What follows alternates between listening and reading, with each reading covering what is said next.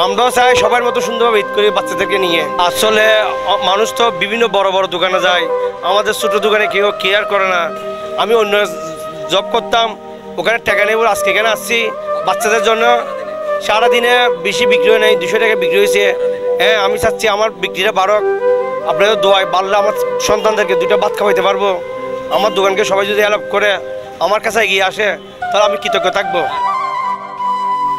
পরিবার নিয়ে সুন্দরভাবে ঈদ উদযাপন করার আশায় রাস্তার পাশে ছোট্ট টং দোকানে কাপড়ের পসরা সাজিয়ে ক্রেতা হাঁকছেন চট্টগ্রাম নগরীর লালদিঘির পাড় এলাকার এই হকার। ক্যামেরা দেখেই তার দোকানটি প্রচারের আকুতি জানায়। তিনি বলেন, আর 10 জনের মতো আমরাও চাই আমাদের পরিবার নিয়ে সুন্দরভাবে ঈদ করতে। আসলে মানুষ তো বিভিন্ন বড় বড় দোকানে যায়, আমাদের ছোট দোকানে কেউ কেয়ার করে না।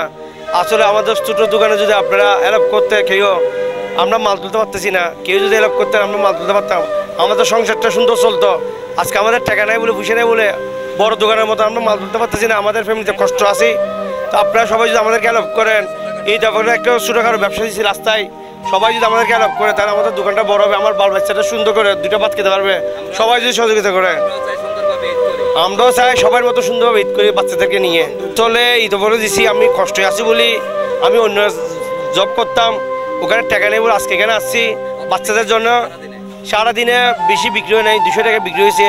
হ্যাঁ, আমি চাচ্ছি আমার বিক্রিটা বাড়ক, আপনাদের দোয়ায় বাড়লে আমার সন্তানদেরকে 2টা ভাত খাওয়াইতে পারবো। আমার দোকানকে সবাই যদি হেল্প করে আমার কাছে এগিয়ে আসে তাহলে আমি কৃতজ্ঞ থাকবো। না, সামর্থ্য নেই বলে আজকে রাস্তায় আসছি।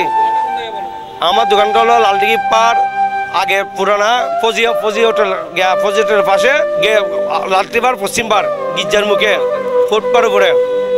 সবাই আমার জন্য দোয়া করবেন, আমাকে হেল্প করলে আমি বেশি খুশি হব।